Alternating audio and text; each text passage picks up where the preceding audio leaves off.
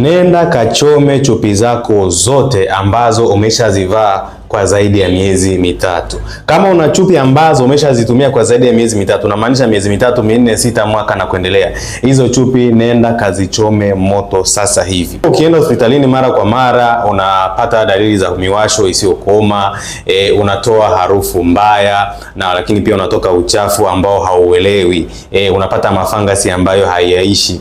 Umekuwa ukipata hizo changamoto na hujui shida inatokea wapi. Inawezekana ni hizo chupi ambazo umekuwa ukizivaa kwa muda mrefu. Sasa iko hivi, sehemu za mwanamke ni kawaida kabisa kwa unatoka majimaji ya kawaida, uteute wa kawaida. Ni kawaida kabisa ili kwa kufanya wale bakteria wa ulinzi waendelee kustay pale. Sasa kinachotokea ni kwamba hata kama unafua chupi vizuri kiasi gani na kuzianika kwenye jua, lazima kuna aina fulani ya bakteria ambao wanakuwa wanabaki pale. Fungus wanakuwa wanaendelea kuaccumulate pale kwenye ile chupi pale ambapo uteute unakuwa unatoa yale majimaji ya huko chini.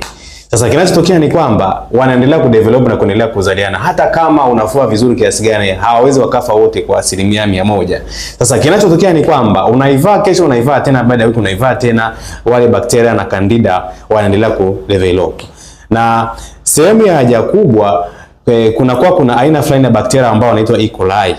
Sasa wanapoenda pale wanachanganya na bakteria wengine tena pale kinatokea kitu kingine cha kitofauti pale. Kuna community nyingine tena ya bakteria ambayo ni rahisi kukuattack na kukuingilia kwenye sehemu zako za siri, of which unapata miwasho isiyokoma, unapata ule uchafu ambao haueleweki, unapata miwasho na mambo kama hayo. Sasa ushauri wangu ni kwamba ukishatumia chupi miezi mitatu na zaidi, miezi 6 hapo, zichome, ununue zingine mpya, na linakuwa ni zoezi endelevu.